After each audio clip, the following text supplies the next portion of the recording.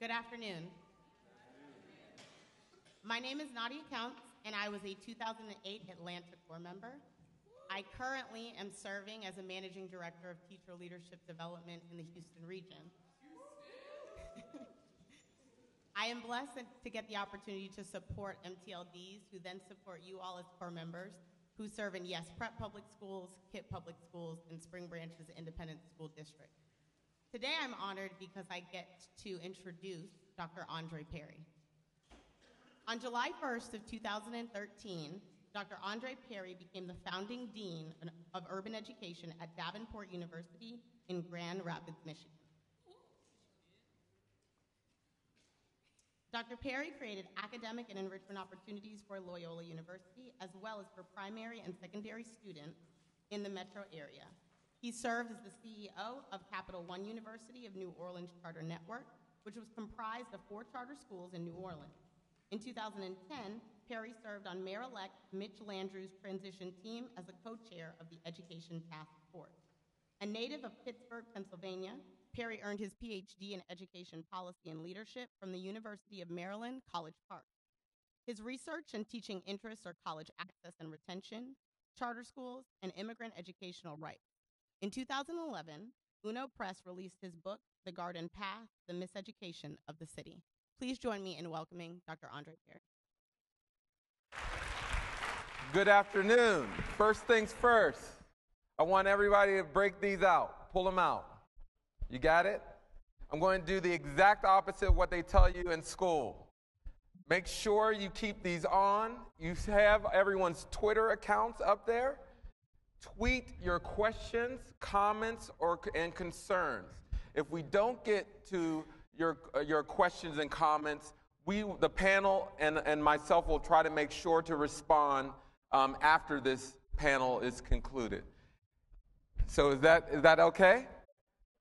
Absolutely.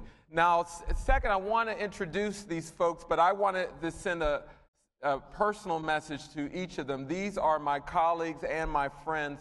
I've followed their careers for quite some time. They are doing incredibly ingenious and courageous work, and they need to hear that, at least from me, because these are the folks that I admire as I've been in this education space for just a brief time, for 20-some-odd years or so, and these folks have been there since. So at this time, I want to introduce one of those folks. First up is Heather Harding. Heather Harding is the Executive Director of EdCore, a research consortium for D.C. public schools based at George Washington University. That's right. A 1992 TFA alum, Dr. Harding has taught at the secondary and university levels and has research expertise in culturally relevant pedagogy. Please give Dr. Harding a warm welcome. Thank you. Next up is Dr. Adrienne Dixon. Adrienne Dixon is Associate Professor of Critical Race Theory and Education in the Department of Education Policy, Organization, and Leadership in the College of Education at the University of Illinois at Urbana-Champaign. That is a long... Classroom teacher in New Orleans, LA Corps in 1991. She taught for 5 years, and she is certainly a proud Delta.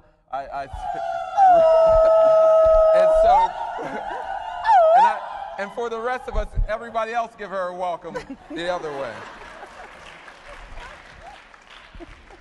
Dr. Natalie Hopkinson is a writer and fellow of the Interactivity Foundation, a nonprofit which aims to inspire conversations about public policy among everyday people. She earned a degree in political science from Howard University, and that's right, and her doctoral degree at the University of Maryland, College Park. Go Terps.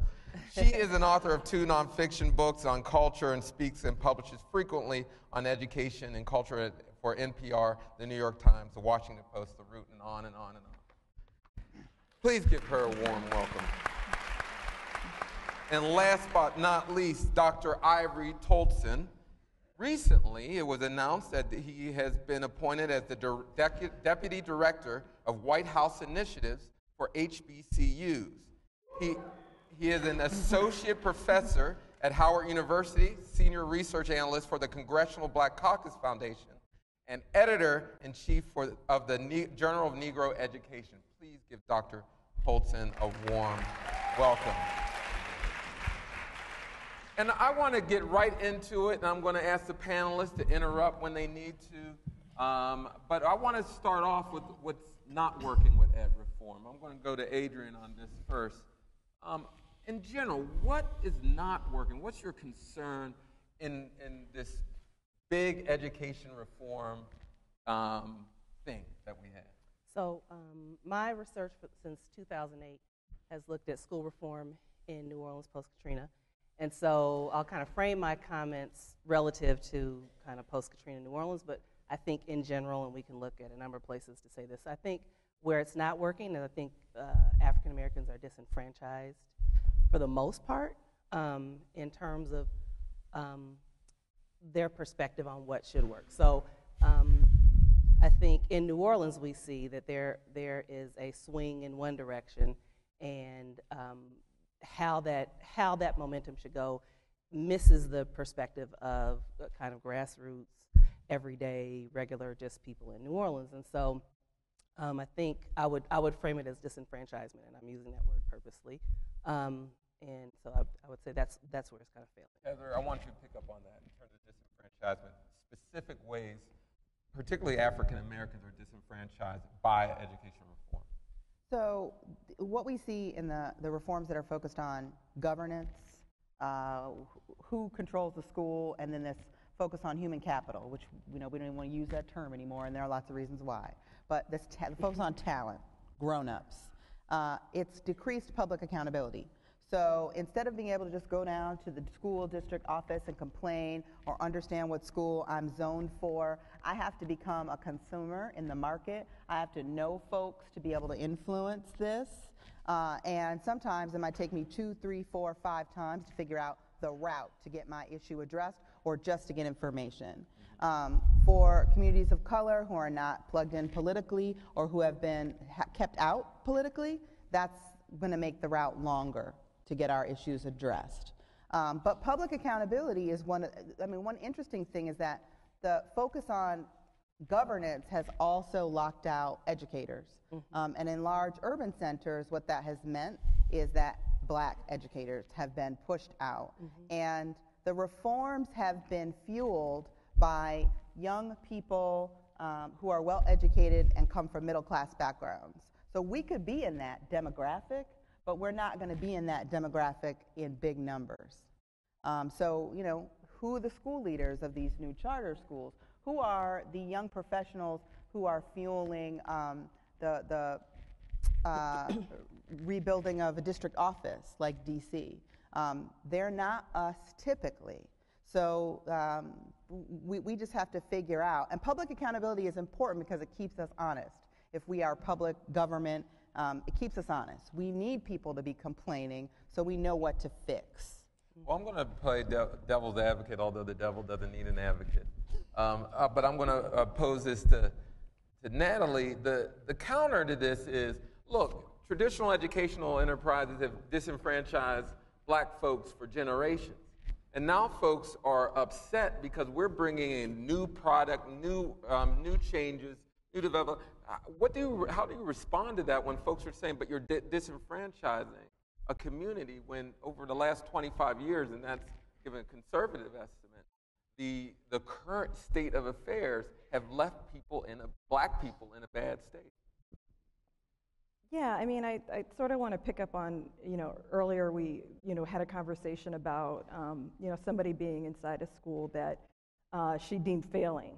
And there was a, teacher, a new Teach for America person, core member, first year, and, seeing all these other black people in the building, and this school was failing. I really would like for us, if I could have a magic wand, I would change the whole conversation about our schools and whether they're failing or not. If you're talking about a school that has been disinvested for all the generations that you're talking about, if you're talking about a community that has not had any resources for a long time, in fact, a lot of times the traditional veteran teachers are succeeding wildly. Like they're exceeding what anybody could expect any human being to be able to do in those environments. So there's a lot of victim blaming going on. And, you know, I sort of blanch. Like, I mean, I really glad you guys started with disenfranchisement, because for me, as somebody living in DC, and I've just been sort of like, you know, as a parent and as somebody in the community, you're just trying to catch the waves of, okay, where is the money going? Right. Okay, it's going that way, and maybe I can, you know, get my kid on that wave, and you're not part of the solution. They're talking over you, they're making decisions on your behalf, they're spending public money also, but you don't get any say in how it's staffed, who's coming in, and how they're going to be measured. So I don't think that you know, the devil's advocate position, I mean, I just don't think that it serves Black communities for us to buy into this lie that we're told about who we are and what we can do in our own communities. But Ivory, I want you to pick up on, what does disenfranchisement mean from a research perspective? What power are we losing by through these education reform initiatives? Yeah, no, I want to address the previous question too. And we talk a lot about how public schools today are failing African Americans, but there's a lot of times they don't really talk about how they're failing them or what evidence we have that they are failing. So if we were to ask, how are public schools today failing young Black kids? Is it that the dropout rate today is worse than it was 10 years ago? Right. Is it worse today than it was 10 years ago? Anybody know the question? Know the answer? Okay, dropout rate is at an all-time low for African Americans right now. Is it that less Black kids are going to college?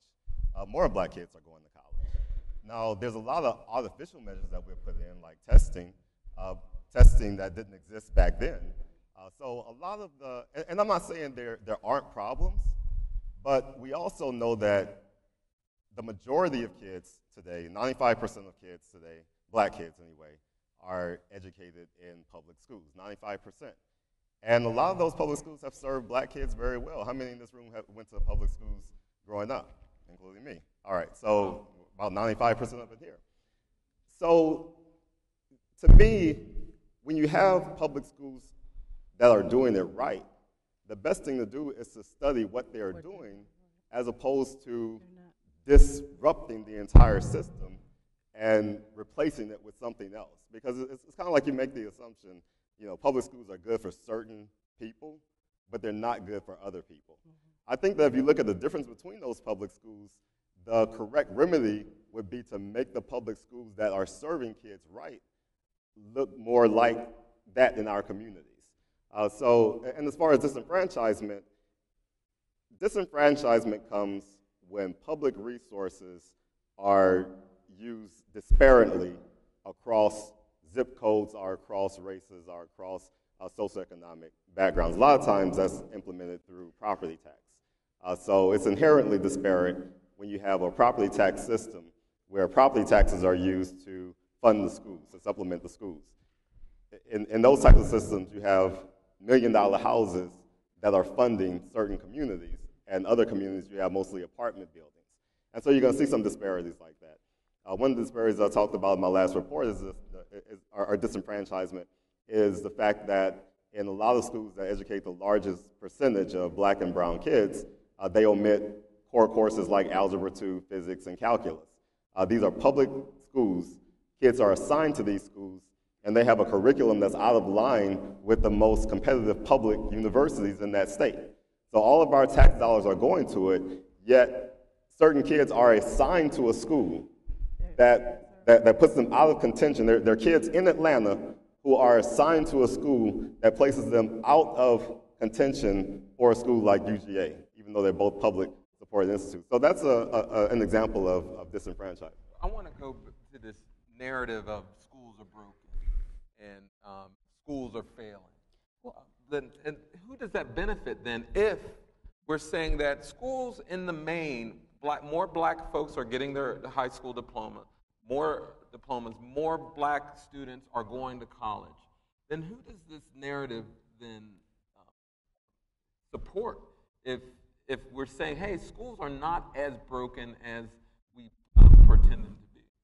But, so I want to lay down at least one challenge around that particular, that schools are serving us well, which is not what Ivory said, but I think it's important to, of the people who raised their hands and said they went to public school, how many of you are from a middle class background versus a working or low class background? Because I think one of the things that we fail to talk about amongst ourselves is that, sure, a public school education, if you come from a middle class family, it doesn't even have to be two-parent family, but folks who are living above the poverty line, you're going to be able to navigate the school environment in a better way. The expectations that were set for you. There is very little doubt that for students from a low-income background, that their schools are failing them. That is a very important narrative, and in fact, black educators have been implicated in that. That does not mean that black educators don't know what they're doing. So, we're not a monolithic group. The narrative that you're talking about, failing schools, is a narrative that privileges the needs of adults and the desires for adults to make decisions that don't involve democracy or collaboration. This is what I want to talk about around public accountability, right? So the schools are failing. We should take them over. Even the thing that Ivory put on the table around the schools don't have the right curriculum, we should take them over. Students are trapped. They have to go to their neighborhood school. We should create a market, right? These things, they're logical. There's a logic to this narrative. We have to be savvy enough, though, to understand that if somebody else is making the decisions, whether it be in a market culture and a traditional culture for schools, we have access to that. We need to bring our perspective to bear. We need to know who the experts are in how to educate our children culturally well. Because it's not enough just to be able to, have your academics. You actually need all kinds of social enforcements and cultural enforcements to overcome the kind of barriers that class and race present in the United States. But most of the reforms that I've seen particularly over the last 10 years, really don't address race and class at all. No. So then what are we doing here? Adrienne, can you respond to that? Well, the subtext is race, right? So all the reforms that we see playing out are in places like New Orleans, they're in Philly, they're in Chicago, in Memphis. St. Louis, so the subtext is race. Whether we explicitly talk about it, that's the subtext.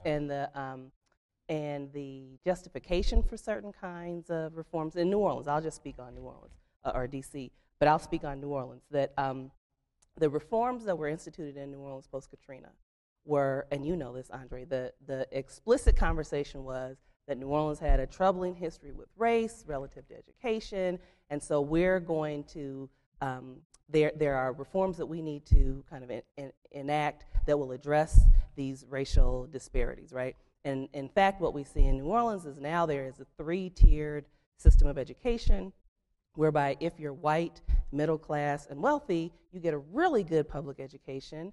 If you are not, regardless of class, you get whatever is left over. So that the whole notion of choice for black people, regardless of class in New Orleans, regardless of class, is that it's not a choice that you get to make. You're actually chosen. And that happens. So that was an explicit conversation about race.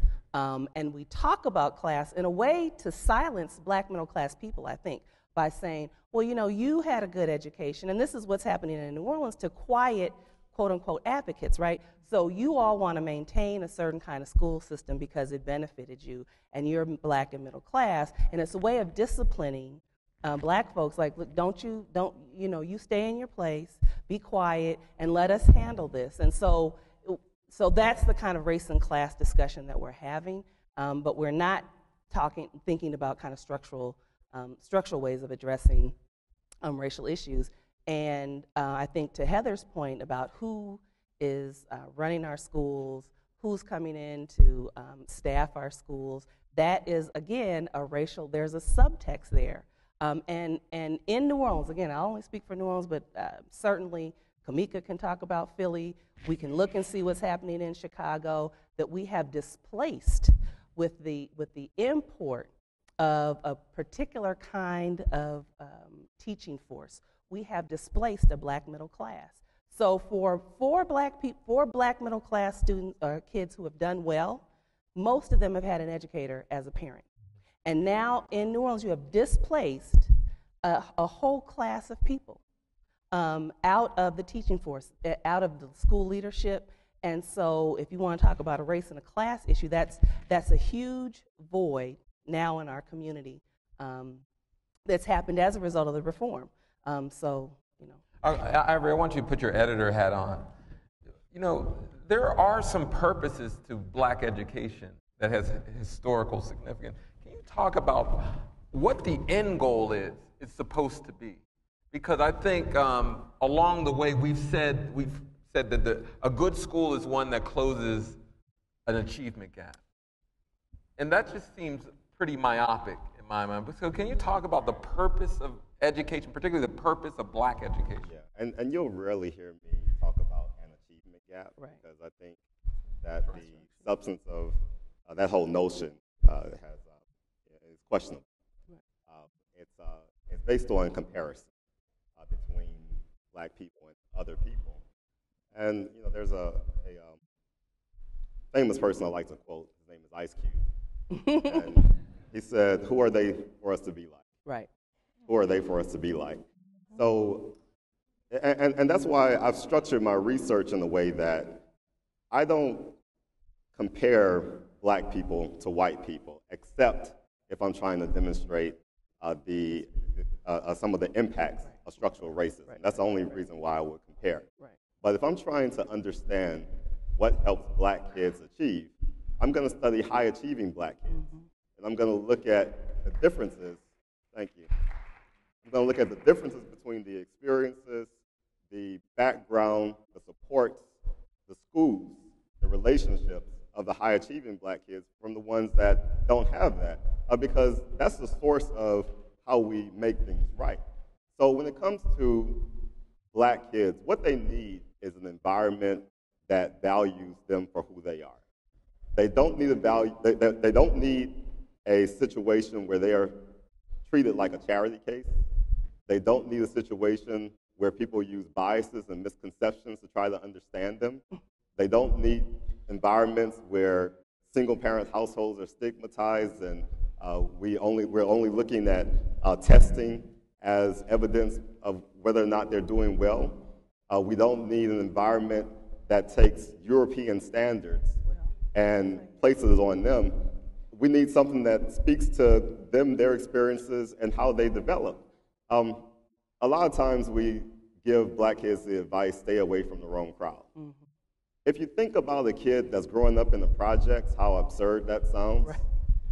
When everybody is all around you, both positivity and negativity is always within your reach. Black kids who survive those circumstances, they don't survive it by isolating themselves. Right. It's physically impossible. The way they survive it is being in a position to influence what's around them.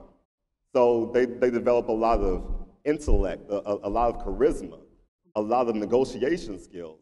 So they develop all of these things that actually translate very well in the marketplace. But when they come into our schools, we don't value that like we need to. So to teach a black kid, we have to validate them for who they are, and we need to understand their communities. Last example I'm going to give, a lot of times when I talk to groups of people in school settings, one thing I'll ask them is, describe the neighborhoods that your kids grow up in. The first thing I'll hear are things like poverty, drug-infested, gangs, broken homes, and different things like that. Then I'll ask the question, is there anybody in this room who grew up in a neighborhood that's similar to the neighborhoods that your kids grew up in? And a lot of times, several people will raise their hand. Then I'll ask the question, well, how did you make it to where you are despite growing up in this situation that you described? And then they'll start talking about the community assets. They'll start talking about the neighbor that really encouraged them, or the church that was on the corner that stayed in that community when other people were leaving and provided a safe haven. They'll talk about how they had a pact of friends and all of them looked out for each other. So that's when they'll start talking about the things that we really need to understand better to help the kids. If all we understand is a deprivation in their environment, then we really won't be an asset to them. But when we take the time to help them to negotiate their own community strengths, then we can put them in a situation where they can achieve what they need to achieve in life. You know, this is funny when somebody always mentions in conversations like this, what's the quickest way to close the black-white achievement gap? And I always respond to stop educating white people. Right? But it's true. But we would never do that. Right. We would never do that for obvious reasons, but we will fire all the teachers, expel all the kids.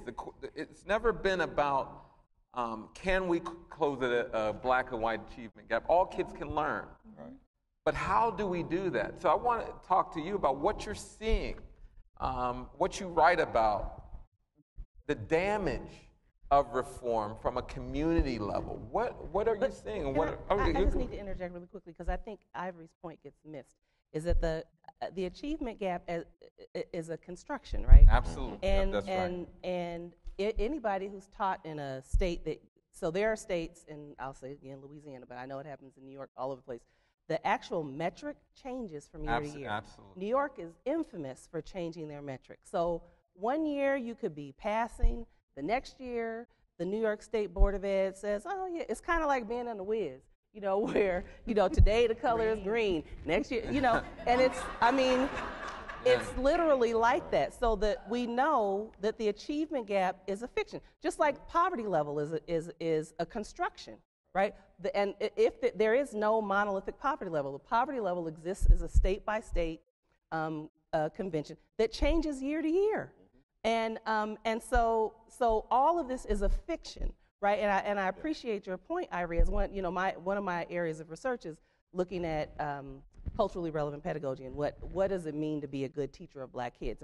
And I remember when I was on the job market at a large school in the Midwest, they asked me, well, can white teachers do this? I don't know because I don't study white teachers. I study black teachers, and I know. So this is what I know that black teachers do. But so this whole notion of the achievement gap, I think we're asking fundamentally the wrong question, and thus anybody can be a failure if the question is the wrong question, right? And we're asking the wrong question. Well, let me push on this then, and that goes back to something I asked earlier. How should we measure how we are doing, and what should that look like? Because at some point you might not call it an achievement gap, but what should we look at, and what should we expect from our schools and from our teachers and from our students? So I'll go there. I feel like that's a bad question for me, you guys, because I really come into this as a parent. So as a parent, what do you want to see? As a parent, I'm looking for progress on a year-to-year basis. And how do you what do you look for in your child as a sign of progress? I'm looking for a little fewer spelling errors. I'm looking for improved punctuation. I'm looking for the level of sophistication to be improving every year. And I'm not measuring my kids based on anybody else but them. I think what's really difficult, I think, as educators and, everybody here, is that, you're sort of bombarded with all of this stuff. And you have to have a really strong core to be able to really hear what Ivory is saying about, you cannot be measured by somebody else's ruler. And you cannot accept the narratives that have been set up around failure in our communities. I think that there's a reason why we don't talk about race and class. It's much easier to blame the teacher that's in the room than talk about the whole context that quote unquote failing school is operating in. So you just enter it, okay, the teacher is failing or they're not, these principals are failing or they're not. And so far as I can see, the reform agenda is let's just get rid of them and then try somebody else. We don't really know or have much proof that our way is going to be a whole lot better, but let's just try it. There's nothing that they'll lose from that, and from my perspective as somebody who, really studies culture and has studied black culture for a number of years, there's a lot that we lose by not having teachers that are grown from the community, that we don't have veterans who have been around and know generations of the same family that have been there. there's a lot that we're losing in this whole process of quote unquote reform. And, I'd like for us to sort of take a moment to just stop and actually take stock of what our assets are and start building on it. But I'm going to push on this to both Heather and Ivory, and Adrian, you can certainly join. If we can create our own rulers, what are those? You're going to create you are head of a research consortium. What are you looking for? What are you looking at? Well, how do you measure community gain? Because there's something there. Yeah, so I do think that completion rates and investment and engagement over time in school feeder patterns are important, right? So recently in my new role, there have been a lot of buzz in Washington, D.C. about the destruction of neighborhood feeder patterns, right? So one, you're not going to your neighborhood school. D.C. is 42% charter. The rest of the kids are in the traditional district system. There's been lots of closures, although not as bad as Chicago. But so there are whole neighborhoods where the kids are either going to 3 or 4 or 5 different charters, so they can't play on the block together. They don't even know each other, right? And parents don't know if I choose this school. By the way, you also have in-district choice. Where are my kids going to end up? Nobody knows. There's no coherence, right? And so you even if you have conscientious, effective, high-quality educators, you don't know where they are, and you can't have any continuity. So that, to me, that's a problem. But completion, right? Our students going through the K-12 experience, coming out the other end as productive citizens. That's an easy measure. I'm not mad at standardized testing, although I don't want my student, I have 2 students of my own, I don't want them tested crazy all the time. But, when I was coming up, you should be able to pass the standardized test to some level of competence. So that seems reasonable to me. But also, you want to be able to offer a balanced curriculum. And in the current context, one of the challenges, is that it's all math or reading. And so a good measure of a high-quality school is if you see a really robust curriculum. I'm going to take 5 seconds to tell you about my school. My kids go to a charter school in my neighborhood. They can walk to school. I am incredibly blessed. They are in a language immersion program. They have arts. My kids were in the school musical last year. They're 4 and 7.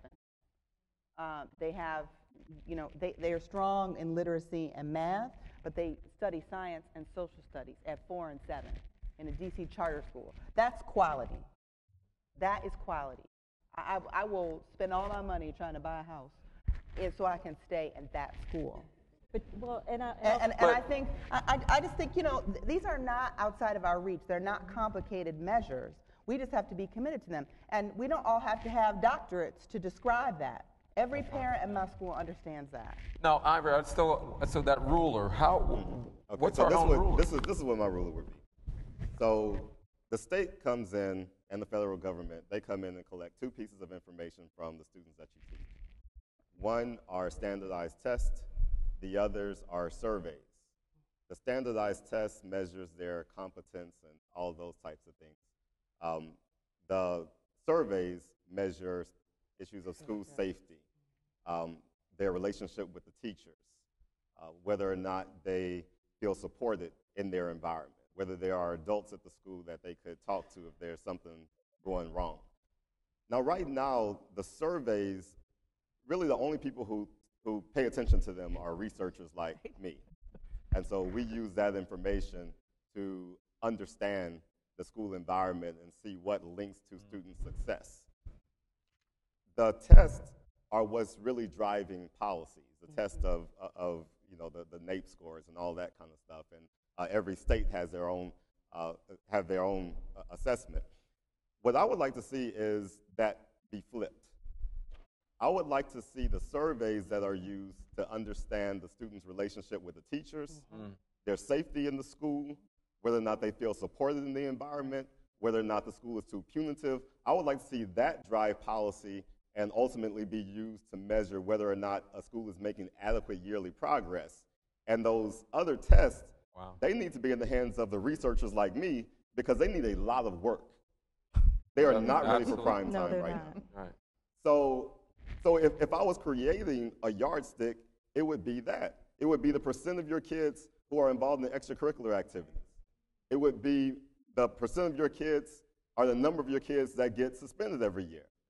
I looked at Baltimore schools before I went and did a presentation on suspensions there, and I wanted to see within the schools in Baltimore what kind of variance did they have in suspending kids. And I was looking at schools that have predominantly black populations. The worst school suspended over 150 kids, different kids, in one school year. 150 different kids got suspended. The best school only had 5 suspensions, both public schools. So why would a school that suspends 150 kids, how could they even be in the conversation for making adequate yearly progress? That's a school that needs to be on life support. But that's not one of the yardsticks that we use. You know, whether or not they are having kids compete in science fairs and language clubs and different things like that, I would use that as a measure. The percent of kids that's going to college. Now, I want to, we're going to quickly go to questions here in about 10 minutes. And I want to remind you to start tweeting your questions in using our Twitter names as well as the hashtag is Gather for Ed. That's right. And I want to quickly move into solutions for the last 10 minutes. What's working in ed reform? Who wants to take it? Let's go. There has to be. There has to. I don't. No, I will say this, and this is the dilemma. This is a dilemma. Okay, go ahead. Who working for who? Yeah. Working for who? Okay, that's the question. What's working for black folk in ed reform? Okay, so, yeah, that's a hard one. But here's the truth, as I see it. There are, I'll give Teach for America a pat on the back, because I look in this auditorium, I see lots of young African Americans back in the teaching profession. There was a time in the late 90s when it did seem like most of our talent was not thinking about education. And so I think this resurgence around ed reform has fueled people to reconsider and are bringing some people back. Now, it's a labyrinth of all, of all kinds of things that make it challenging. But I also think, though, that a teacher teaching quality, not teacher quality, teaching quality, that the conversation around instruction and improving it using technology, and I'm not talking about just having a whiteboard, but I'm talking about really thinking about accessing information in a different way, that has been an important evolution. That has come out of the academy and academics more than ed reformers. And so it's kind of a misnomer to talk about ed reform as if it's broad. It hasn't been broad in this wave. Mm-hmm. It actually has not been broad in this wave. This wave, which is the last 10 to 15 years, has been about governance and accountability. And that's really all that we've talked about, and that has led us to treat adults in fairly negative ways because we don't trust them. I'll say that it's politicized people who may have not been politically active around education in a broad swath of people. So I will say that at least, and it's hard to say in New Orleans in part because of what happened post Katrina, and people were dealing with a whole bunch of things. So I don't ever want to. I don't want to imply that people were politically apathetic post Katrina. They just had a whole series of issues. But it's been encouraging to me to see parents who you wouldn't normally see engaged in organizing and community organizing really come together across a number of groups. And in New Orleans, it really is a kind of it's intergenerational. It's you see a diversity in terms of class experience where there's no respecter of title in a place in the South, in the place where title matters a lot, that people have really gained a level of expertise and skill that garners a kind of respect, and that's regardless of their educational background, but that they're politicized and they're organizing. And that's because doing this research since '08, I actually was very depressed and didn't see the light. I was like, oh my God, like it's just, it's over. And the way that I've been re-encouraged is that Black folks are fighting back. And they're being smart and thinking about how to organize. There's no, final answer and how this will go. But I think even not quote unquote winning, it's the fight that matters. And so. Because we're always fighting for the last. And it's not just the kind of typical people who would fight, but that parents have really been politicized in a way that I think is really important, and working in coalition. And so if we can attribute that to ed reform, and I think in part we can, I think that's what's working. And before we go to questions, I wanted us to just briefly talk about these group of folks right in front of us so we can talk about them right to their face. Yeah. Now, for all intents and purposes, these are the talented 10. Yeah, we have a 16. Yeah. What does it mean for the talented 10th to work for a largely considered white organization? Well, Du Bois debunked that, though. Oh, yeah. He left. Speak on it. I mean, but in general, what does it mean? And I think this is a positive in this regard. Very few organizations I can point to where I can look out and see 50 plus, 100 plus of your most accomplished African American under the age of 23. Oh, so you put all that in there. So I was going to say I can name some places for you. In one room. I mean, it's becoming more difficult. TFA did it. So what does that mean about the folks in this room? What does it mean about the organization? And what does it mean about the future of who we are? Because they can work from the inside, not that they're going to go out and bust the TFA from the inside. Maybe that's what they're trying to do. But they have access. Yeah, I mean, first of all, when we're talking about things that are working, I've been blessed to be able to have a number of conversations with the core members here, and I'm so encouraged about humanity being here. And I think that it's fantastic that you're taking on this additional burden, of bearing all of the weight of TFA, of ed reform, of what's going on in the communities, and you're striving to do your jobs every day. I think that we're laying a huge burden on you, and I'm so happy that so many people are rising to that. One thing I'll say, and this is to get to your question about what it means that the people in this room are helping TFA's numbers. Retention, all the things that people like me have been yapping and criticizing about TFA, you guys are helping to provide an answer to that.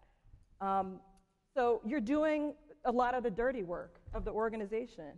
You're staying in communities longer, you're investing in the communities, you're doing culturally responsive teaching, you're being role models to the students that you have in the class.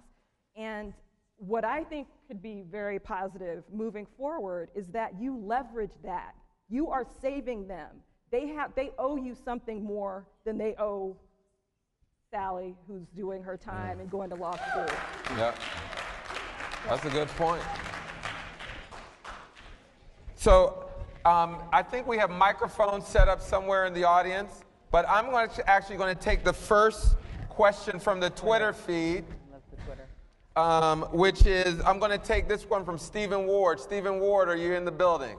Stand up. Thank you for this question. Can the panelists talk about Common Core and ed reform? Who wants to talk about Common Core a little bit? I had a conversation with NEA last Thursday. National Education Association. Yeah, the National Education Association.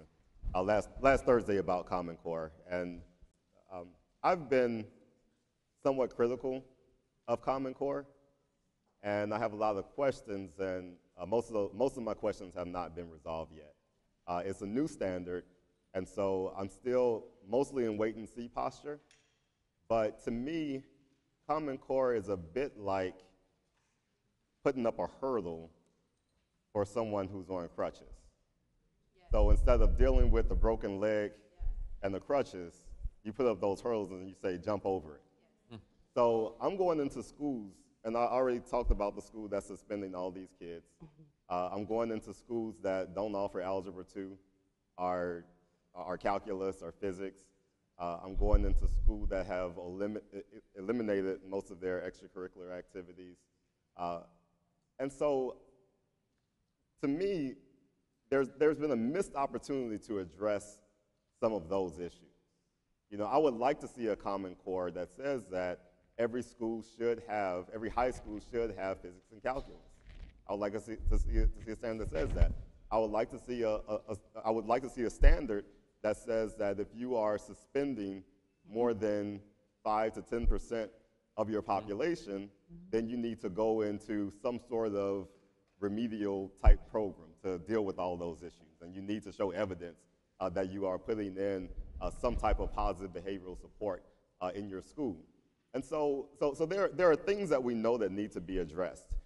Now, you know, the spirit of Common Core and the intent, I agree with, and I'll continue to have conversations with the people who are promoting it and endorsing it the most.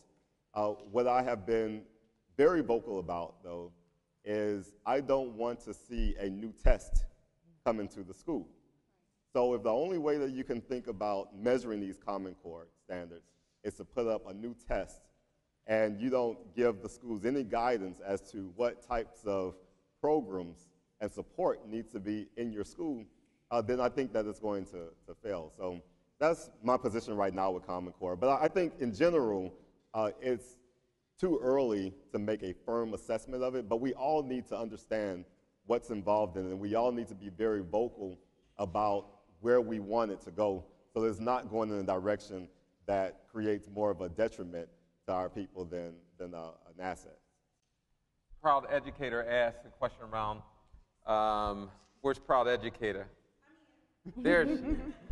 Asked a question about accreditation in Seattle, but I'm going to, St. Louis, excuse me. St. Louis, but I also just want to broaden that to other cities in terms of accreditation or taking away folks' status in various cities. Can anyone speak to St. Louis or any other city in particular? What's the question? So you can actually rise.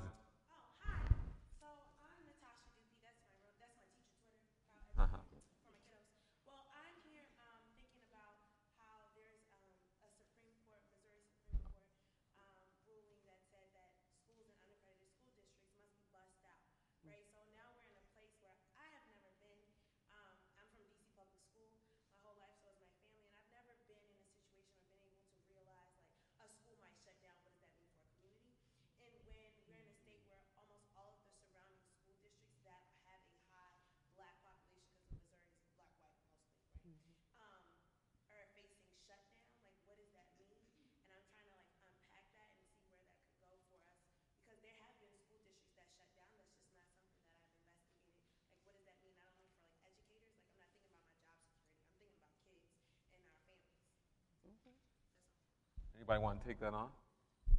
Or just to talk about the many different types of state policies that take away school districts, or take over school districts.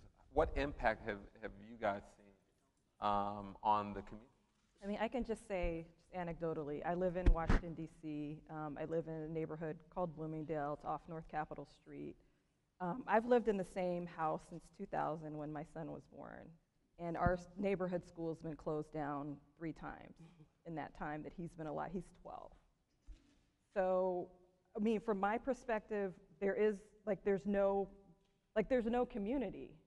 I mean, there's nothing for us to gather around, to rally. Like, there's nothing that's sort of knitting us together. And, you know, it's a very much an I approach as opposed to a we. You know, it's everybody's out for them. All right, let me try to get in this charter school, or let me try to get in this private school. You know, I know the school that you're talking about. I have a friend who lives in the neighborhood. She's like, who do I have to sleep with to get into the school? Because she's been trying for years. It's right. She would walk the school. It's a charter, right? It's lottery. Yes. You know, so what it means for a school is that you you've become a gambler.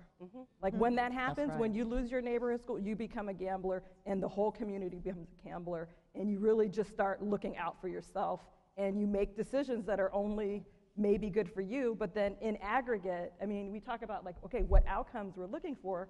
DC, what is the high school completion rate? I think it's like 60? I think it's still in the 50s. Yeah, 50%. You know, so we're talking about 17 years of choice, and you know, by my measure, that's a failure. You know, so I know we're supposed to be talking about solutions right now, but it just becomes, it's very difficult. It's introducing a lot of chaos. My kids have been to 4 different schools. Again, my son is 12. So chaos, uncertainty, and you know, we're the lucky ones, you know, because we have the money and education to be able to get them into spaces with other middle class kids. Right now we're writing checks for them to go to school. So we're the lucky ones, but even my kids who are incredibly privileged by any standard, chaos, instability. Now, this is an interesting question. But from Ghani, my girl Ghani, where is she? There she is. Very good question. Social entrepreneurship and ed reform is a profitable industry. Why aren't black entrepreneurs championing the industry?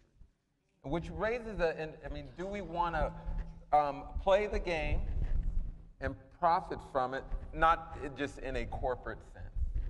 Because I don't think that's what she meant. But is there this sense that we're not participating? Are we not getting involved in ed reform? No, Should we? we're not getting capitalized at the same level, so people are not making investments in the ideas. It's very, very difficult. I mean, TFA is implicated in this, right? TFA, we have a mafia for selection and vetting of professionals, right? So everybody knows it's really hard to get into the core. It's also really hard to get onto staff. You have to be a certain kind of person. And this has permeated the organizations in the sector, right? So if you want to work at TNTP, or you want to get a KIP fellowship, or you want to, so think about it as a sector. You need to have the set of skills to get in there. You probably need to have the kind of network that can validate that you are right, that you are willing to work 80 hours a week and do all those things. So that's really problematic. It's not that people don't have great ideas, and it's not that people don't want to be in the game. It's that the supports to get them in the game are not robust enough yet. So it's interesting, back to the question you asked about these people in this room. Everybody has an individual decision to make about what leadership path you want to take. But as you move along, I would implore you to call that out when you see it, right? You're not going to hire this person, or that person's not good enough for the fellowship. Well, why not? Let's have a conversation about that. If you feel like you're safe and to do that, and call on the people who are 2 steps up the ladder to do that. That's what they're supposed to do. Now, I want to get to this question. It actually, c'est la vie. There she is. If we're trying to look at the education of black children through the lens of black people, what does that mean for HBCUs? And I'll direct that to Ivory, since he's the man in charge of all HBCUs. That's right. I'm in charge. Yeah. Well, I think that the fact that the Obama administration selected me to be in this role and most of my research has been looking at the K through 12 population. I've constructed my careers at HBCUs, but I mostly look at academic success among school-age black kids. So that shows the commitment that we have to trying to figure out some kind of way to improve the conditions of black kids at the elementary through secondary school level, so that there will be more of a robust pool of applicants to HBCUs. And I think that HBCUs have a huge part to play in helping schools to improve the services that they're giving students. Some specific things I think HBCUs could do is, one, we can invest in schools more by having our own schools. I know Howard University has a early learning program and also a middle school on their campus. There's a lot of HBCUs that have laboratory schools. Another thing HBCUs can do is offer AP classes to high schools. In the DC metro area, and a lot of kids don't know about this, but in the DC metro area, there's a program where kids can take classes at Howard University, and really any university across DC, but if they take classes at Howard University, they automatically get a scholarship to Howard University should they enroll and be accepted. So programs like that are very important. HBCUs also need to be active in education and advocacy. I know Morehouse does a very good job of that, but informing the public about what it means to properly educate Black children. So HBCUs have a huge role to play. One trend that we've seen over the last 15 years or so is that a lot of schools that educate the largest percent of Black kids, whereas they used to identify HBCUs as a good fit for a kid who needed a more nurturing environment and who needed an environment that really validates them for who they are. There's been a trend of guidance counselors not really recommending HBCUs as much as they used to, and a lot of times they're using community colleges as their feeders. So one of the things that I would like to do in this position is try to find some kind of way to reverse that and to get more guidance counselors who work with Black kids to understand the benefits of HBCUs, understands what it takes to get into HBCUs, and use HBCUs as a good destination for kids who would thrive in an environment, the great environment that we provide. This is I always love these questions because it reminds us of the critical text that all of you should be reading, all of us should be reading. Camille Jones, where's Camille Jones? So love for Camille Jones. She asked, can the panel provide reading? Can the panel provide reading, books, articles, or other research we as Black educators should be versed on? And man, I just blanked on it, but James Anderson's Education of Blacks in the South. Education of Blacks. 1963 to 1932. Oh, absolutely. Probably the most important historical text you can buy that gives the purpose of education. So, can you repeat that, please? Education of Blacks in the South, what, 18-something, 1932? 1932, that's my department head. Yeah. At Illinois. I was really saddened to know that the Dream Keepers had fallen off the Institute text and that there were a number of core members who had not read Latson Billings' work. You should be versed in that. I would say I read what he spoke to earlier. So Dream Keepers, Gloria Latson Billings. We are not twins. This is the 25th anniversary of Lisa Delpit's science pedagogy article, and it's free on Harvard Ed Review's website right now. If you have not read that, it's short and pithy. I would also read Imani Perry's classic text that was in a Harvard Ed Review about being a student. I'm sorry, Imani Perry. I'll tweet these later, but it's a wonderful piece if you're teaching young people, because she wrote it when she was like 16 or something. And Du Bois wrote a piece in the Journal Negro. It was like 1930. But does a Negro need 1935? Does a Negro need separate schools? I mean, it's exactly what Ivory spoke to. So that you should read that. And also, I mean, I need to point out that particularly these two on the end, tremendous work out there, and they're never going to toot their own horns, but I will. Make sure you get their Vitas and see. She has a new book that has a wonderful edited volume. Share Handbook of Critical Race Theory. The Handbook of Critical Race Theory, which captures a lot of newer scholarship, very useful theoretically to apply to your practice. And can I throw out two books? And these are, I'm like a writer, and dabbling in scholar. I'm also an academic. Like two writers who I'm like thinking about every day are Diane Ravitch, who wrote, The Life and Death of the Great American School System. That's a very critical look at organizations like TFA. I encourage you to read it because she criticizes the whole corporate ed reform movement and really sort of looks at its evolution. But, you know, and then there's another book that I can't stop thinking about is Michelle Alexander's The New Jim Crow. So as you're, you know, as we talked earlier about like the issue of discipline, and, you know, my friend and colleague Allison Brown was on a panel earlier today. That stuff matters. I mean, like her book, it looks at mass incarceration, and she looks at how policies of the war on drugs sort of led to this whole underclass of black men, mostly, in this country. But it starts in your classrooms, you know, with all the suspensions, expulsions. You know, there's somebody had come forward earlier and just feeling like this isn't right and trying not to write as many referrals. I mean, once you read Michelle Alexander's book, you'll see how critically important it is to think about school discipline and think about what impact it will have on our whole society as your kids mature. There's a book that's not as scholarly, not as difficult to get. I'm not saying Michelle's is at all. It's very accessible. There's a book, Ann Ferguson has a book called Bad Boys, where she talks about exactly this. She was actually in a middle school looking at how schools, the practices in schools replicated they were really preparing young black boys to go into prison.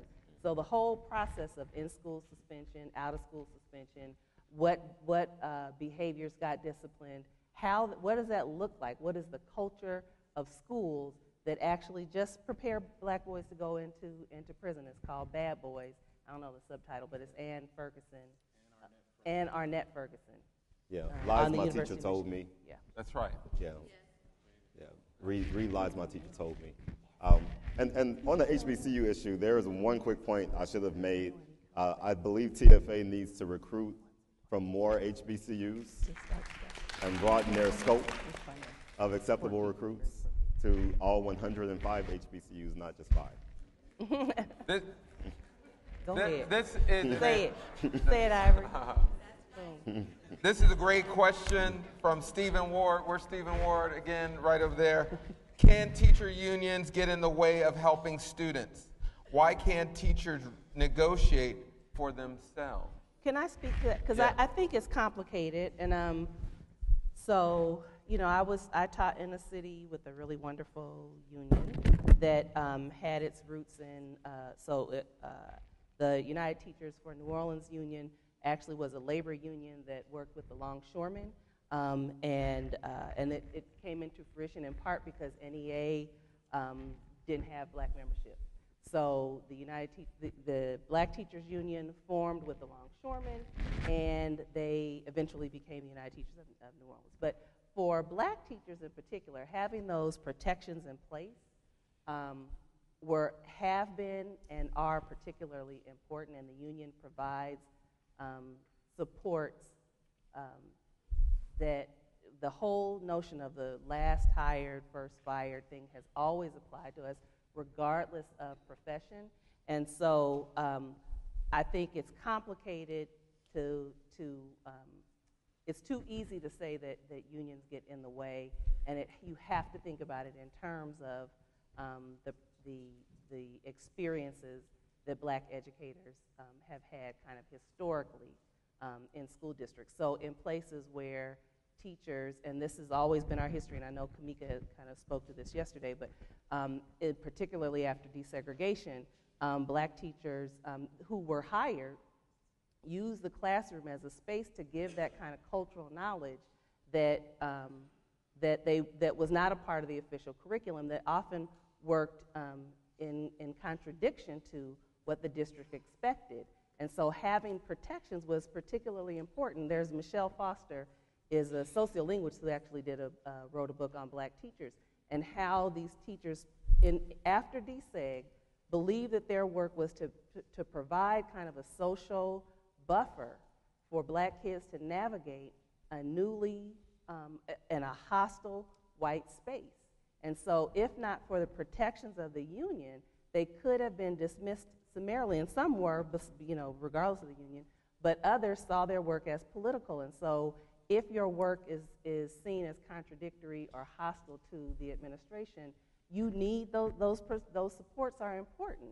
And historically, and you know, this is historically, so you know, we're not a monolith. Certainly there are people who behave badly and don't do the right thing, but historically, black teachers have worked in opposition to the establishment. And so unions, to the extent that they could, provided that support for them. In places like in New Orleans, where there's no protection of the union. And so now where you have charter schools, and charter schools operate as independent school districts that have a perspective, and that perspective is not representative of the community.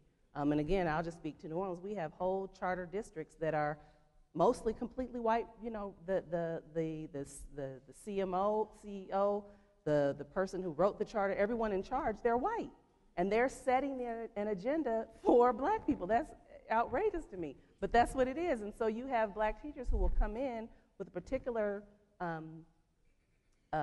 who want to fashion the curriculum in a way that they know that benefits kids. It's incompatible with the messaging of the school. You don't have the protection of the union to engage in that kind of work with kids that you identify, that you see as part of your community.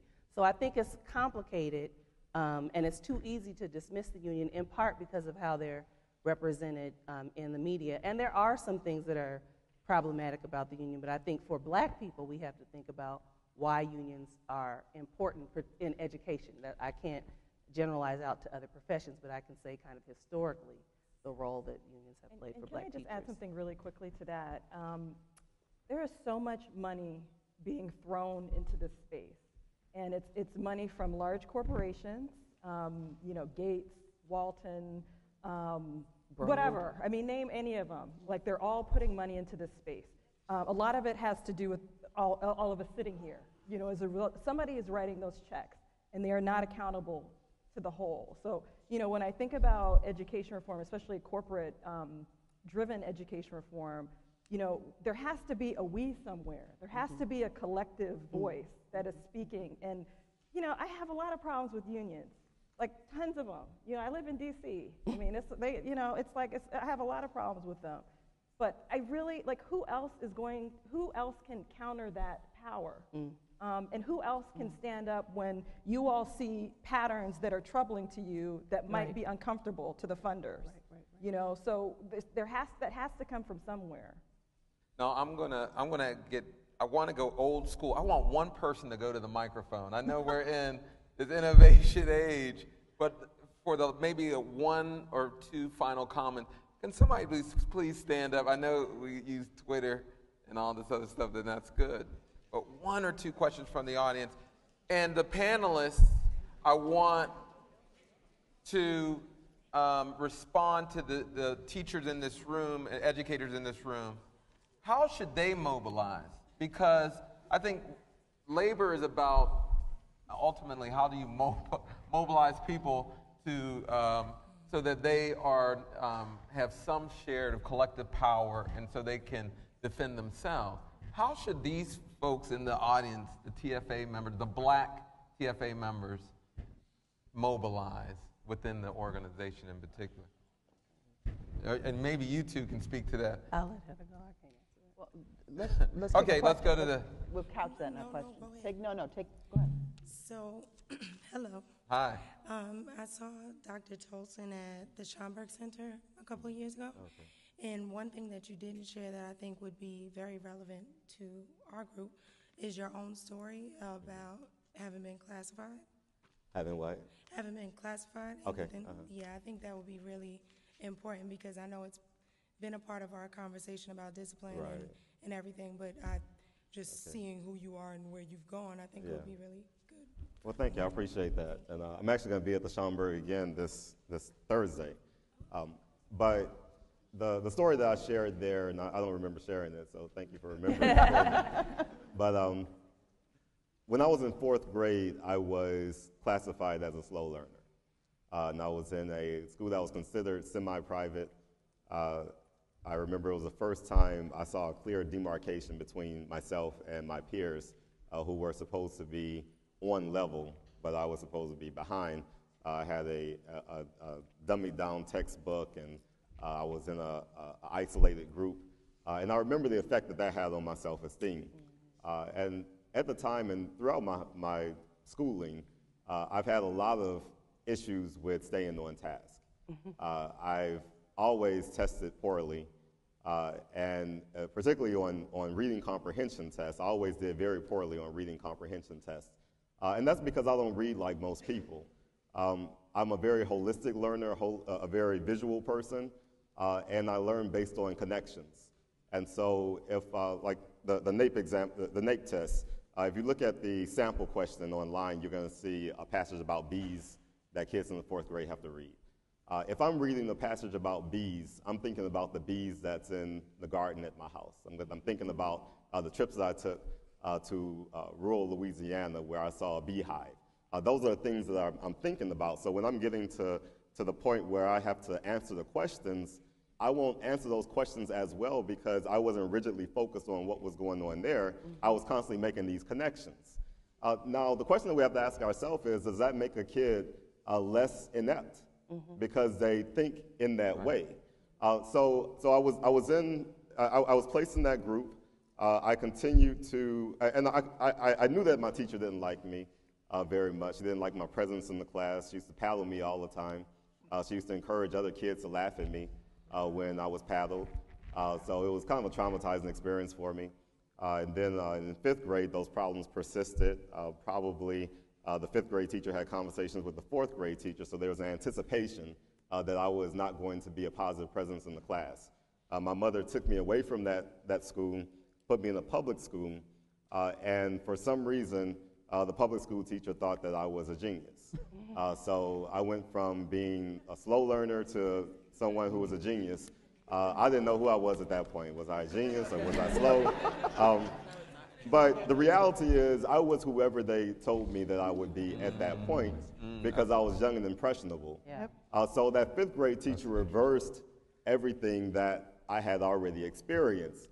But research suggests that if a kid has 2 back-to-back experiences like the experiences I had in 4th grade, it could completely derail them. So my advice to you as teachers, don't try to anticipate who's going to be successful in your classes based on anything that you see. I don't care what bad behavior you're seeing right now, don't use that as evidence that they're going to be something less than what you anticipate. Any one of those kids could be the next doctor, lawyer, teacher, engineer, anything that they want to be, but we have to believe in them. So, thank you. Actually, let's go here. No, we just. No, this side. That's side. Yeah, that's I'm sorry. My name is Holden. I teach 1st grade in Miami-Dade. So having taught 7th and 8th grade, I can say that one of the things I love about my job is that I have the opportunity to see kids who come to me with a somewhat blank canvas, and they still have so much innocence, and it is so beautiful to see.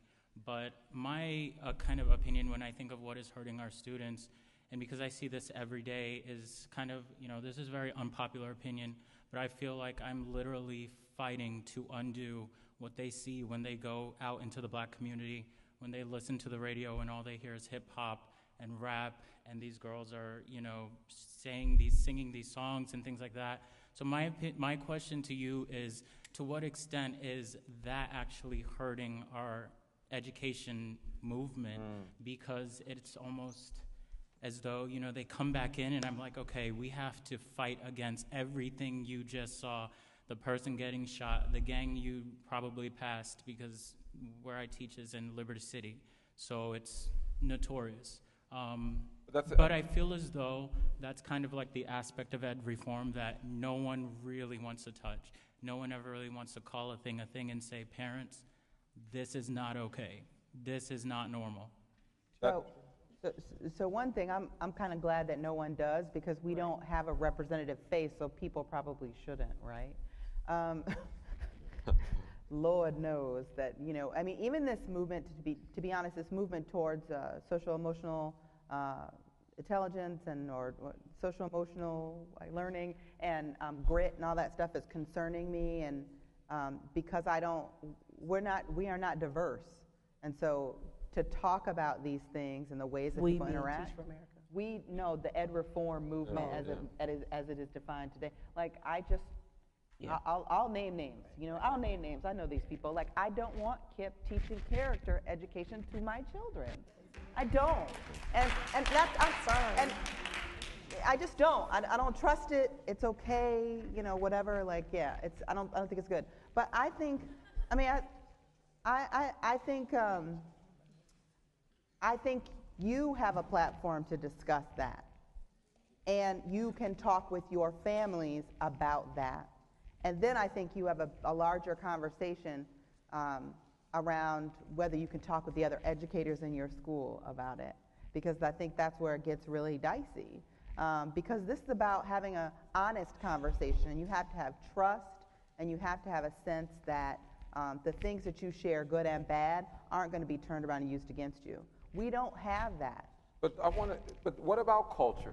I mean, we don't talk enough about culture and the role of music and dance. We had a conversation about twerking, and there was this big national debate about twerking.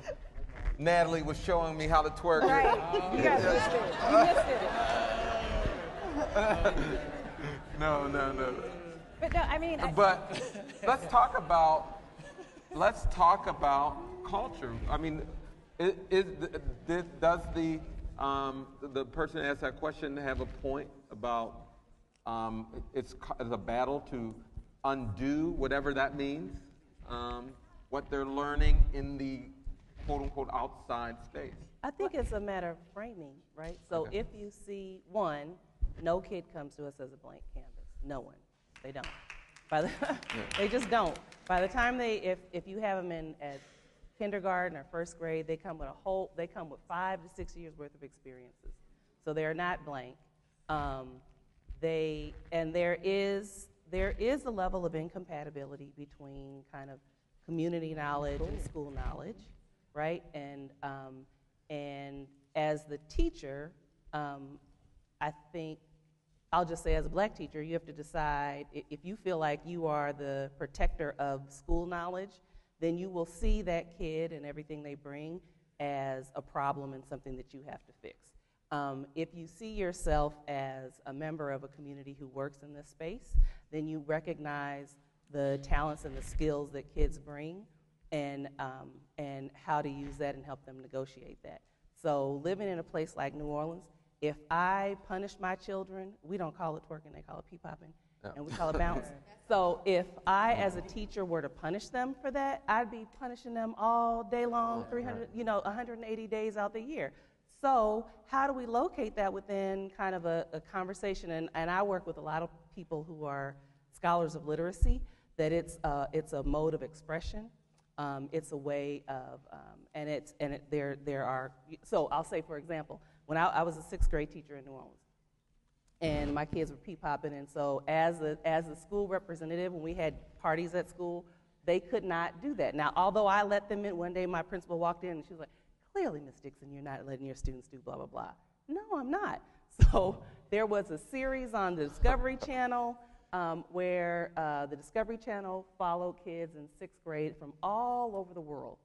And it just so happened this one episode that we were watching, these young women and I'm going to blank, but it was a country in Africa, and literally they were having a celebration, and they started dancing, and it looked like pee-popping. And my students, because I said we were Africans, my whole theme in my classroom was Africa. We had a big old picture of Africa on the room. Every time I came to school, I was dressed in something that represented that, and my student was like, see, Miss Dixon, even Africans pee-pop. And so that it wasn't a depraved form of dance or cultural expression. It was something that I had said they were Africans, and here, look, this is what. And it was a community event. There were elders there. It was intergenerational. So why in New Orleans is this form of dancing depraved, and yet in a place where I'm saying you need to identify as Africans, they're doing it. So it's a reframing of how we see culture. But isn't it? But see, I have a different take on this. I do think American culture has become severely anti-intellectual. I mean, and I say this because the top 10 television shows in terms of every week, 9 of them are on NFL stuff. And then there's going to be What's wrong with that? because I mean, this is my problem with it. And I have a son, 2.5-year-old. I'm going to be 3 in December, not more than 2.5. However, there is no way I'm going to allow my son to play football because I absolutely know, I've seen the data on this, that that those football players are put at severe risk for their longevity. And it is a booming business. The NFL silenced these reports. I mean, they put a kibosh on releasing data. And for me, I do want the teachers in this room to be as celebrated as, who's a hot football, as LeBron James. Or he's not football, basketball.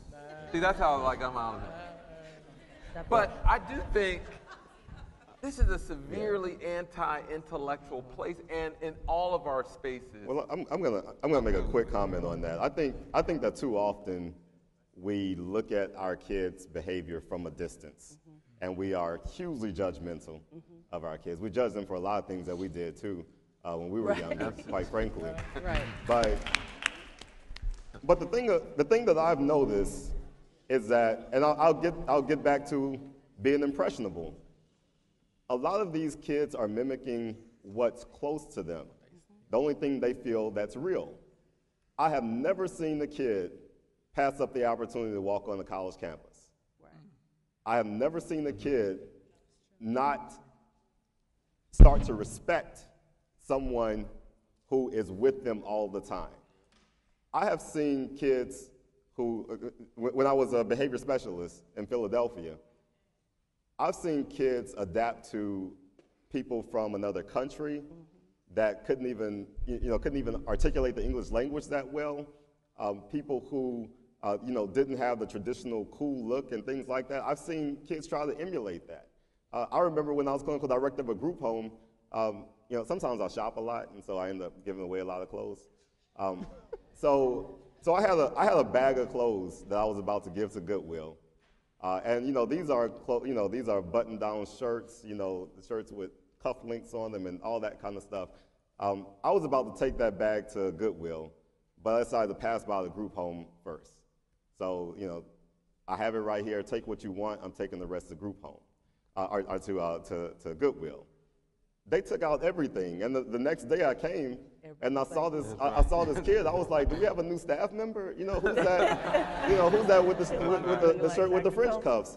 And it was one of the kids. Absolutely. And so I think that if we're not prepared, and it's the same issue with the whole pants sagging down.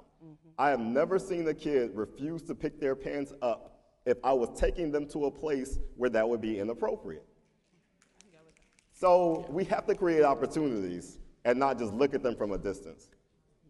Now, right here, and we're going to try to get through these last 3 questions within 5 minutes. So, Do you want to hear them first, Yes. and then we can decide? yeah, so why don't we everybody ask the questions first, and then we'll go for it. And if we don't like them, we won't answer. All right, well, first I'd like to say good afternoon. My name is James Johnson. I'm representing the Memphis region. And, all right, Memphis.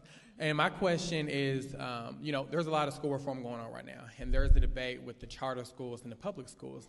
We know that there's 2 things going on. We know that as consumers, we have the parents and the students, and the product is being able to provide a quality education for all of our students. The thing that I'm confused about, that I'm really trying to grapple with is, they say that the charters are supposed to provide choice and an alternative route to providing that education. Why is it that our state legislatures and our local governments, why aren't they able to put policies in place to give schools the autonomy that they say that charter schools have to make an excellent education? Because I teach at a school. I'm not at a charter. I'm at a public school, but my school is given the autonomy to do whatever it wants, and if it delivers the results, then good. But why don't we have those policies in place for public schools to do that instead of having all these people dipping and dodging and I think doing more harm to our kids? So we have the issue of autonomy in traditional public schools. My name's Amber Walker. I teach for Miami Northwestern, and I was just wondering, like, my school has transformed into like one of the schools in Miami that's ranked as a B, and still 70% of our students don't pass the state test in 10th grade. And I'm a 11th grade honors teacher, so I'm watching my kids like resit for this exam, and I'm wondering how can we honestly and authentically tell them about the state of their school without leading to them feeling defeated and unempowered.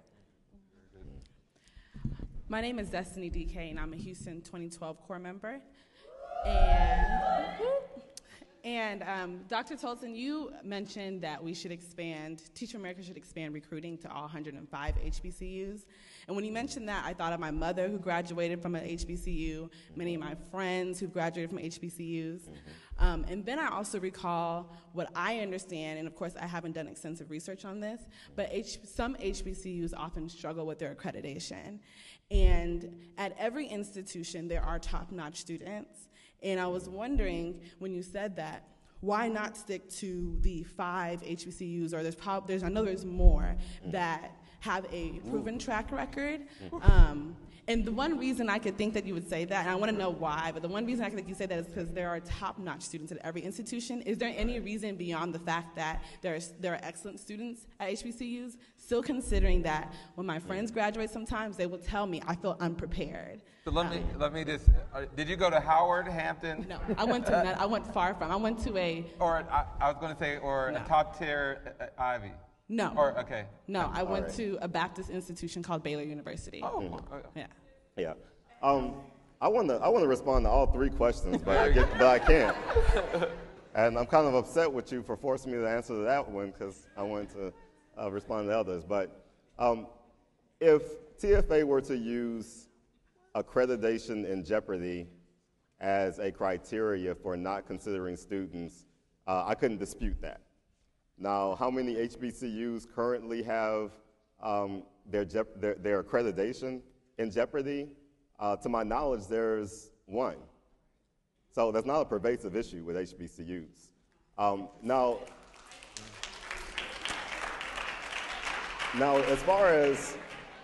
as far as why not stick to 5,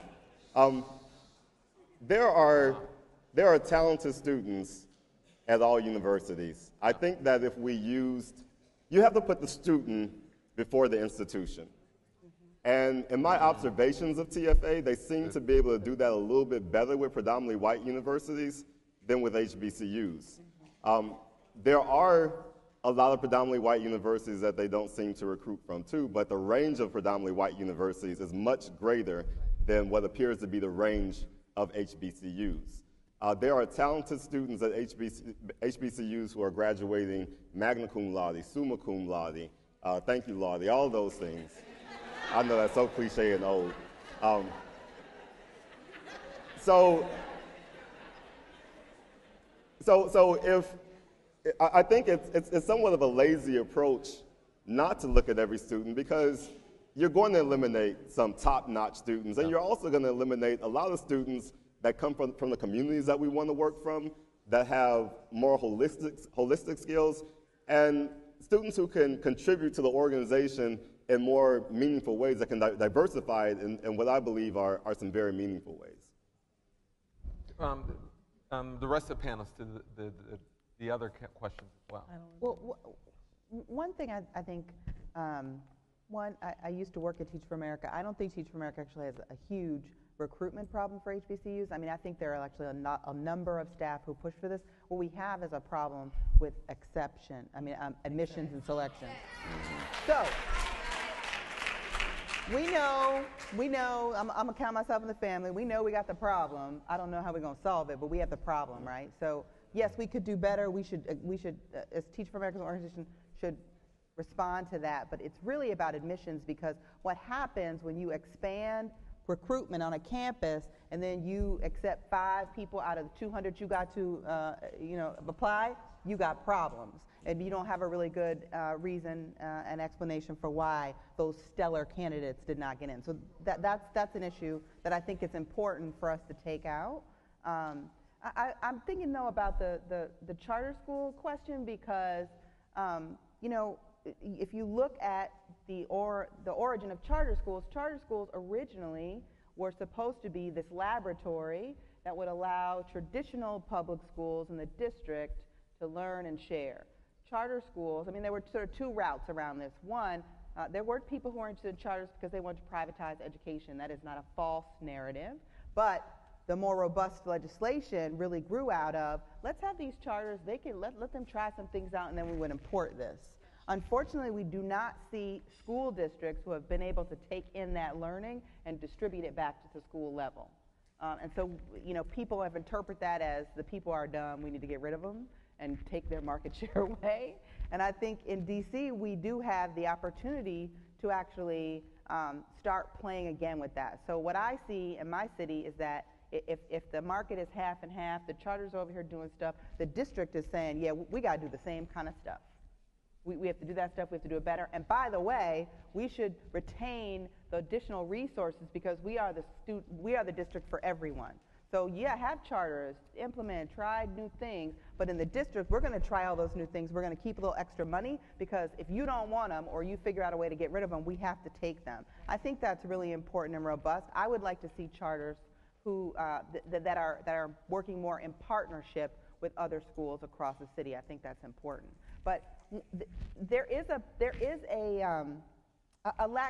dearth of school leadership to do these things. So in many cases, the policy at the local level is not holding schools back from experimenting or doing things differently. We have leaders who either weren't trained, aren't supported, who aren't bold enough at the school level to do that work. And so I think that's a real issue.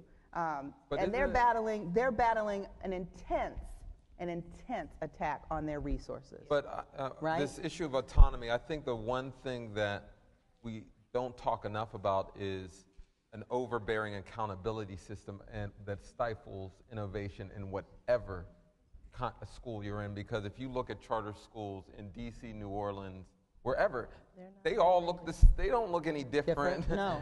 than traditional public. So, you know, it's interesting. I think we talk about innovation charter, but they're not that much. They're not that much. And I also would say, you know, that was such a great question, and I wish like more people need to be asking that question, like in the communities, and you know, so that it could sort of bubble up. Because you know, one thing that kind of irritates me about the whole talk about charters is, you know, in places like New Orleans, you know, actually only realized this a couple years ago since I started hanging out with Andre, like it was after the hurricane, they just took everything over. It was like, everybody's fired, we're starting over, right? And in DC, we've had a slow murder of our public school system in the fact that they approve new charter schools every year. They get a blank check. So they're talking about, oh, the growth of the charter system and people are choosing. No, they are being funded to open every year. And so one side is getting more resources while the other one is sort of reacting to being resources being pulled away from them. And so it's like a fundamentally dysfunctional system. The people who are in DCPS traditional schools, they're not there long enough to try anything. Right. They're there for like 2 years, they're gone. The teachers are there for 2 years. So there's way too much turnover, and you know, and I think that that's something that the core members here can, you know, maybe begin to think about addressing. Hang in there long enough to know what is going on, so you could start making these changes. But like as it is right now, you know, it's just a revolving door. And I want to get to this point of motivating students around a failing school, because somebody mentioned this earlier, that we set that up, don't we? When we say yeah. I mean, and you know, I went to a school called Struma High School in Baton Rouge, Louisiana. That's where I graduated from. If you all looked up the school on Great Schools right now, you would see that it has a great school score of about 2 out of 10. And that's not an exaggeration. The difference for me is that greatschool.com didn't exist then. So I wasn't aware that my school was as bad as you know, they're saying that it is. It's a huge problem that we have with broadcasting this information. And I think the two questions really complement each other very well. When we look at the investment and the autonomy that we're giving the charter schools, and we're looking at the way we are broadcasting the failures of public schools, they really go hand in hand. And it speaks to the fact that we really need to separate the interests of the children from the interests of the state. The state is interested in saving money. Efficiency. They're interested in saving money. So if they could prove that we can spend less money and still have the same results or even better results, that's the way they're going to go. And they're going to show the information in a way that favors that narrative. So they're not going to broadcast the failures of charter schools. They're going to give them a chance, give them another chance, give them another chance. And the public schools, they're going to say, look at these crappy-ass schools, you know. So we have to do that. And we also have to help students and everybody in the school, and this is a mammoth of a task, help them understand what these numbers mean and what they don't mean. There are schools in D.C. that have cheated their way to a high self-esteem. And then when the cheating is exposed, they are right back to having low self-esteem. If it's that artificial that you can cheat your way to parents fighting to get into the school all of a sudden, and all the students happy, all the teachers going to Ruth Chris and being all happy, you know, so if the system is that artificial, then we really have to question it. And we have to come up with some more realistic measures of success for these schools. But Adrian, I want to talk to, because it's not just students that are hurt by a lot of this rhetoric, but teachers as well. I want to stick on, but everybody in that space is hurt. How do you keep people motivated in an era where if you don't reach a score, they're deeming the entire organization failure? Well, I mean, I think to Ivory's point, I mean, I taught in New Orleans pre-Katrina, and there was an issue around testing. I mean, we were always concerned about the testing, but we knew, I mean, there were so many more wonderful things about being in New Orleans, and I think the school leader piece is really important, how you motivate and make people recognize the richness and the beauty that you have in your building. And so we knew, and my principal was very wise. I mean, she knew that it didn't come down to a single measure. And those were the conversations that we had explicitly as a faculty and that we had with our children. And I taught at a time when the tests were becoming increasingly more had increasingly more weight, although in Louisiana there was always the LEAP test, so that was Louisiana Education Achievement Program, I think is what it was called.